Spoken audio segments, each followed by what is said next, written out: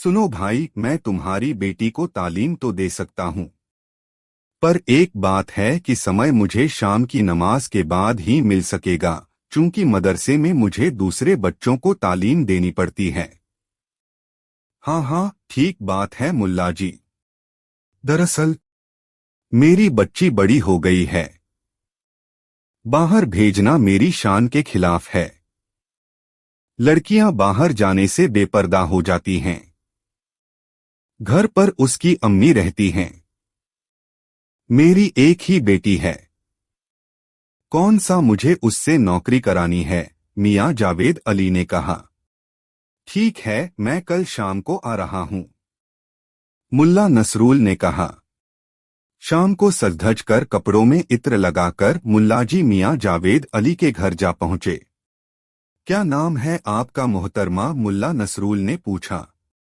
जी उल्फत। बड़ा प्यारा नाम है। चलो सबक सीखें। उल्फत की उम्र 15 बरस रही होगी। मुल्ला नसरूल उसे रोज पढ़ाने आते। वह धीरे धीरे पढ़ने में दिलचस्पी लेने लगी। मुल्ला नसरूल अब उसके लिए घर जैसे बन गए। वे पूरी ईमानदारी से जावेद अली की बेटी को तालीम दे रहे थे। इसी में 1 साल पूरा हो गया। मुल्ला नसरूल की शादी हो चुकी थी। उनके 2 बच्चे थे। बीवी ससुराल में रहकर ससुर व देवर के साथ खेती-बाड़ी का काम देखती। मुल्लाजी भी महीने में 1 से 2 दिन के लिए बच्चों से मिलाते। धीरे धीरे उल्फत को तालीम देने का 3रा साल शुरू हो गया। मुल्ला नसरूल को उल्फत से उल्फत हो गई थी, लेकिन डर की वजह से वे अपने दिल की बात नहीं कर पा रहे थे। जवानी की यही शुरुआत लड़कियों के लिए संभलने की होती है। बाहर के मर्दों से उल्फत का सामना नहीं होता था, पर इस साल उसके अब्बू ने घर पर टेलीविजन लगवा दिया था, जिसमें सिर्फ मजहबी चैनल था। पर कुछ दिनों से उल्फत ने अपना रवैया बदल लिया था। माँ घर में रहती तो भी वह मौका देखकर दूसरे चैनल देखती थी। एक दिन मुल्ला नसरूल ने प्यार की आग को परखना चाहा कि कहीं उनका एक तरफा प्यार तो नहीं। उन्होंने सबक सिखाने के बहाने उसका हाथ पकड़कर दबा दिया। उल्फत शर्म से लाल हो गई। उसके चेहरे पर मुस्कान तैर गई। एक दिन शाम को जब मुल्लाजी उल्फत को तालीम दे रहे थे, तब मियां जावेद अली वहां आ गए। उन्होंने पूछा, मुल्लाजी कैसी चल रही है हमारी बेटी की तालीम? बहुत होशियार है आपकी बेटी। जितना सबक मैं देता हूँ उतना याद करके मुझे ज़बानी सुनाती है। ठीक है, सबक सिखाना जारी रखें, कहकर जावेद अली दुकान पर लौट गए। रमजान शुरू हो गए। मुल्ला नसरूल उल्फत को कम वक्त देने लगे। तालीम पा रहे बच्चों के इम्तिहान का समय आ गया। कम वक्त गुजारने पर उल्फत ने रूठकर मुल्ला नसरूल से कहा, मेरे लिए आपके पास वक्त नहीं है, मैं आपसे नहीं बोलती। उल्फत की नाराजगी दूर करते हुए मुल्ला नसरूल ने कहा, मैं ईद पर घर गया था। माँ की तबीयत खराब थी, सो रुक गया। घर में माँ बाप के अलावा कोई भी तो नहीं है। मैं अकेला क्या क्या करूं? उल्फत ने मुल्लाजी के मुंह पर हाथ रखकर कहा, मुझे माफ कर दो, मैंने बेवजह आप पर शक किया। मौका देखकर मुल्लाजी ने उल्फत को अपने सीने से लगा लिया।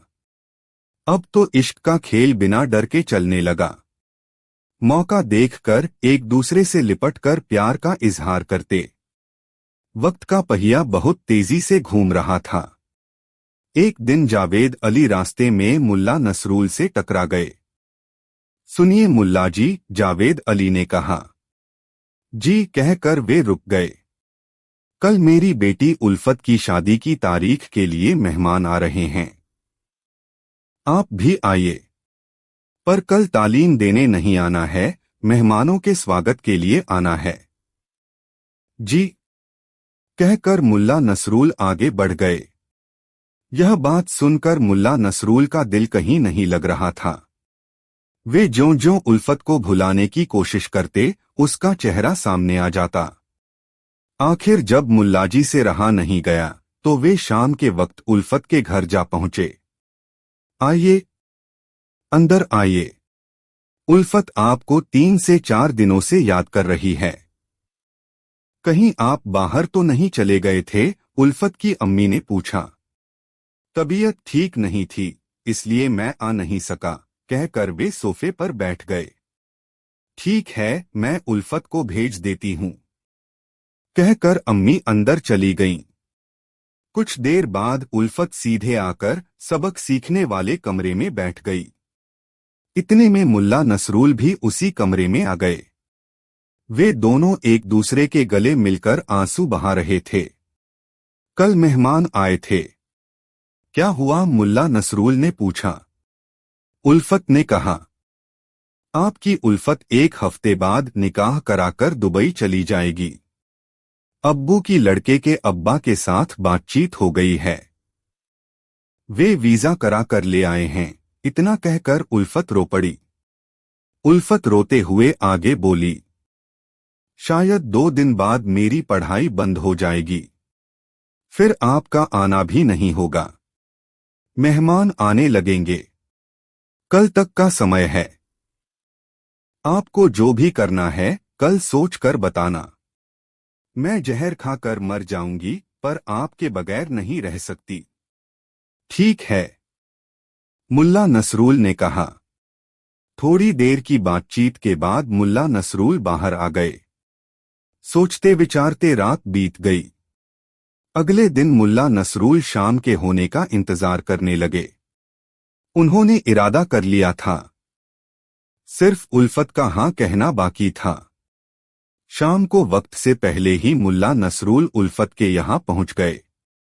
उन्होंने अपने दिल की सारी बात उल्फत के सामने रखकर कहा, कम से कम 2 से 3 महीने तक लुक छिप कर गुजारने पड़ेंगे। पैसे का इंतजाम करके चलना होगा। मेरे पास तो ठीक है, मुझे मंजूर है। कल अम्मी मेरे लिए कपड़े लेने मौसी के साथ बाजार जाएंगी। मैं घर पर अकेली रहूंगी। आप बाहर ऑटो रिक्शा लेकर खड़े हो जाना। मैं तैयारी करके रखूंगी।